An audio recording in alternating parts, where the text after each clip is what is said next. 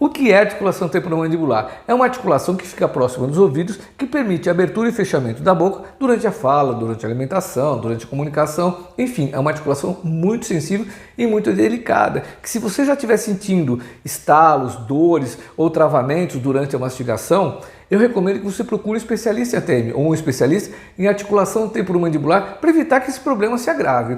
Quer saber um pouco mais sobre as formas de tratamento da ATM, como ela funciona? Visite o nosso site drpaulocoelho.com.br. Então, um grande abraço e te vejo lá!